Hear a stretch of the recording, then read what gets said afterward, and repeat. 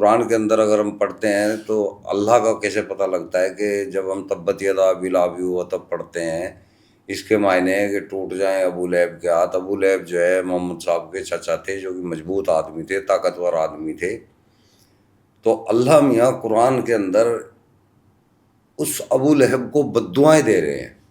तो जब हमने थोड़ा दिमाग लगाते हैं तो हमें पता लगता है कि भाई कोई ईश्वर इतना जो सर्वशक्तिशाली, जिसने पूरा ब्रह्मांड रच दिया, सब कुछ कायदे से चल रहा है, वो किसी को बद्दुआएं क्यों देगा?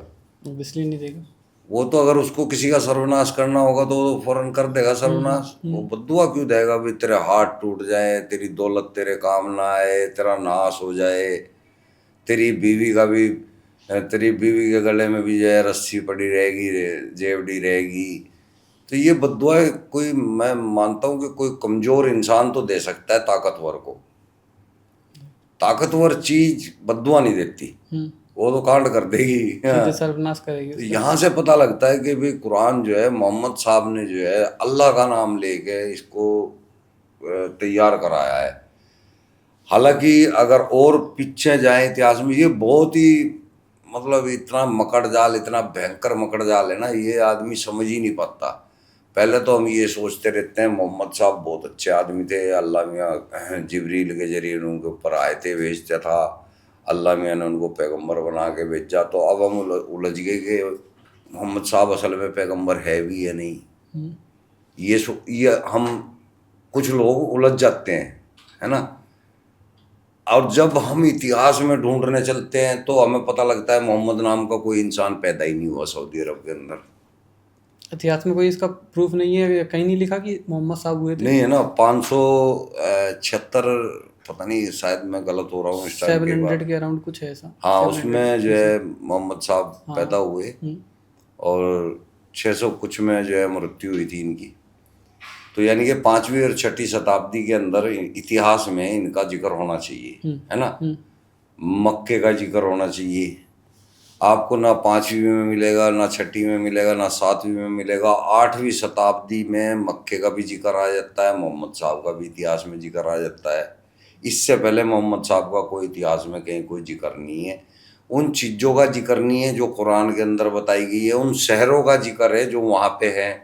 उन कबीलों का जिक्र है जिनके साथ मारकाट हुई है। अब उन कबीलों वालों से बात करो, पूछो कि भाई कभी आपके ऊपर बनु कुरैज़ा है, बनु नज़ीर कबीला है, उनसे अगर आप अभी भी मौजूद हैं, मुआविया है जो अभी भी हैं, उनसे अगर जानकारी लेते हैं कि भाई क्या किसी मोहम्मद नाम के शख्स ने आप लोगों के ऊपर कभी इस तरह से आक्रमण किया था कि उस टाइम 800 850 लोगों की हत्याएं की गई थी बहुत भयंकर तरीके से, तो किसी ने कोई तथ्य नहीं दिया। ये मतलब मैं तो नहीं गया वहाँ पूछने, लेकिन रिसर्च वाले लोग बहुत गए हैं और ये इंटरव्यूज भी हैं, इसके बारे में काफ़ी रिसर्च हैं, लोगों ने जानकारियाँ निकाल ली हैं। तो कोई इतिहास के अंदर जानकारी नहीं है। 8वीं शताब्दी तक मैप के अंदर, जो मैप होता है ना अंतर्राष्ट्रीय, हाँ। उस मैप के अंदर आप 8वीं शताब्दी से पहले मक्का नहीं दिखा पाएंगे, जबकि वो पहले से है। जब मोहम्मद साहब 5वीं 6ठी शताब्दी के अंदर हैं तो मक्का भी होना चाहिए ना जी। और मक्का आपको मैप में नहीं मिलेगा, ना 6ठी में, ना 7वीं में, 8वीं के अंदर आ गया। ये सब प्लांट की हुई चीज़ें हैं। ये जो इस्लाम धर्म है ना, ये इधर से उठा, इधर से उधर उठा, इधर से जोड़, उधर से तोड़, इस तरह से इन्होंने, कहते हैं ना कि कहीं का ईंट कहीं का रोड़ा, भानुमती ने कुनबा जोड़ा, इस तरह से तैयार किया हुआ है। इसमें कुछ अपनी मानसिकता मोहम्मद साहब ने डाली हुई है, कुछ इधर उधर से माल उठाया हुआ है, पगान से उठाया, सनातन से उठाया, क्रिश्चियनिटी से उठाया, जुडिज्म से उठाया, पगानियों से लिया, थोड़ा थोड़ा वहाँ से अच्छी बातें ली और कुछ अपनी बकवास फेल दी इसके अंदर।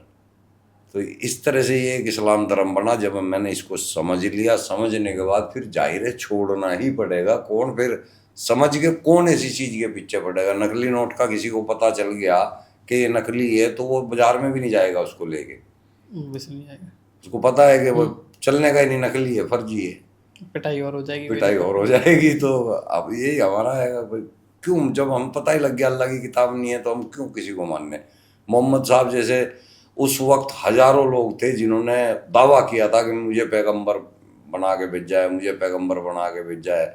अभी तक भी लोग दावे कर रहे हैं कि मैं अल्लाह का पैगंबर हूँ। अभी भी कई लोग हैं, एक सैफी नाम से है, एक मौदूद अहमद के नाम से है, अभी भी कई लोग हैं जो अपना आपको पैगंबर बता रहे हैं। तो ये एक बीमारी थी लोगों में उस टाइम। मोहम्मद साहब को भी वही बीमारी थी। खुद आयशा ने भी बयान किया है कि मोहम्मद साहब जो है नींद में बड़बड़ाते थे, उल्टी सीधी हरकतें करते थे, है ना। तो ये सब प्लांट है यार। हमें तो जब पता चला ना कि एंड तक पहुंचे, तो वहाँ मोहम्मद साहब गायब है, वहाँ अबू बकर गायब है, वहाँ आयशा गायब है, वहाँ जैनब गायब है, वहाँ इस तरह के सब रिश्ते ही गायब है, वहाँ से सब गायब है। तो समझ में आ रहा कि अब्बासियों ने एक खेल खेला। पीछे से जो है उस्मान गनी वगैरह ये खलीफा थे, इन्होंने अपनी खलीफत के चक्कर में एक निज़ाम जो है खड़ा करते चले गए, उस निज़ाम के अंदर कहानियाँ जोड़ते चले गए।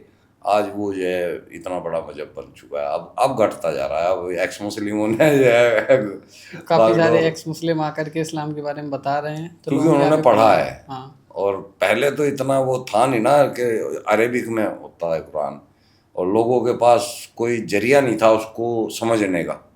लेकिन जब से इंटरनेट आया, अब किसी भी भाषा को आप हिंदी में कर सकते हो। तो कुरान को हिंदी में पढ़ा जा सकता है बड़ी आसानी से, हदीसों को हिंदी में पढ़ा जा सकता है बड़ी आसानी से। तो अब लोगों के लिए पढ़ना आसान हो गया। अब पढ़ रहे हैं तो छोड़ रहे हैं। जब तक लोगों ने नहीं पढ़ा था तो मानते थे, और इतनी भयंकर तरीके से मानते हैं कि बस फटने को तैयार है उसके लिए। कोई अगर मौलाना कह देना का नाराय तकबीर अल्लाह अकबर है, चल लेंगे निकल के उसी टाइम घर से इकट्ठे हो गए। लेकिन अब फर्क पड़ रहा है, आज की जनरेशन में फ़र्क पड़ रहा है, और ये एक्स मुस्लिमों की वजह से हो रहा है। तो शुक्रिया इन सभी एक्स मुस्लिमों का जो जान पे खेल के अपनी जो है हिंदुस्तान को बचाने की कोशिश कर रहे हैं। हालांकि पूरा वर्ल्ड बचेगा इससे, पूरी दुनिया को आराम आएगा, लेकिन हम काम अपने हिंदुस्तान के लिए कर रहे हैं, मानवता को पूरी को फ़ायदा हो रहा है।